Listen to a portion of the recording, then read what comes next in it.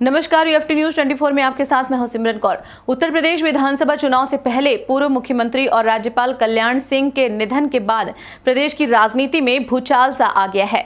उनके निधन के बाद से ही प्रदेश के तमाम जनपदों में पार्टी के कार्यकर्ता और समर्थक उनको अपने अपने तरीके से श्रद्धांजलि अर्पित कर रहे हैं। इसी क्रम में एटा जनपद, जो कि बाबूजी का गढ़ माना जाता रहा है, कार्यकर्ताओं ने रानी अवंतीबाई संगठन के माध्यम से श्रद्धांजलि सभा आयोजित की, जिसमें फर्रुखाबाद जनपद के सांसद मुकेश राजपूत भी अपने सैकड़ों समर्थकों के साथ पहुंचे, जहां उन्होंने शोक प्रकट करते हुए बाबूजी की तस्वीर पर पुष्प अर्पित करते हुए भावभीनी श्रद्धांजलि अर्पित की।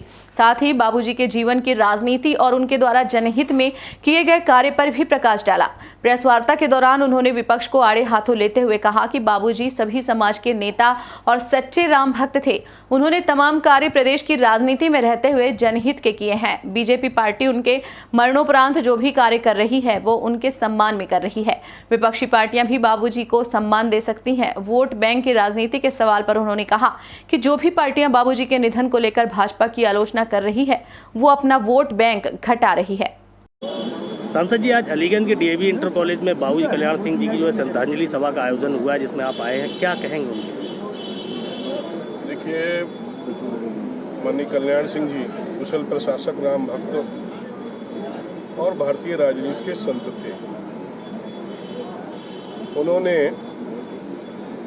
भगवान राम काज के लिए 1 मिनट की भी देर नहीं लगाई। जैसे ही विवादित ढांचा गिरा और विवादित ढांचा गिरने के बाद उन्होंने अपना इस्तीफा लिखा और गवर्नर साहब के सामने पेश कर दिया और कहा, बड़ी जतन से ओढ़ी चुनरिया जिसकी चस दीनी।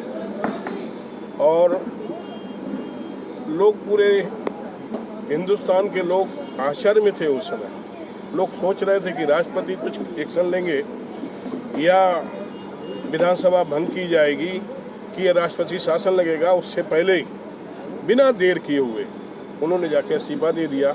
और उससे भी बड़ा ये कहा कि जो भी नैतिकता के आधार पर मैं इस्तीफा दे रहा हूँ और पूरी जिम्मेदारी, जो विवादित ढांचा गिरा है इसकी जिम्मेदारी मैंने एफिडेविट दिया था और एफिडेविट के आधार पर मैं उसे सुरक्षित नहीं बचा सका। तो इसलिए ना हमारा कोई अधिकारी दोषी, ना हमारा कर्मचारी दोषी है और ना हमारा कोई नेता दोषी, ना हमारा कोई कार्यकर्ता दोषी है। इस संपूर्ण घटनाक्रम का स्वयं मैं पूरी जिम्मेदारी लेते हुए और मैं इस्तीफा दे रहा हूं। और यदि कोई कार्रवाई हो, मैंने नैतिकता के आधार पर अपनी मुख्यमंत्री कुर्सी छोड़ दी।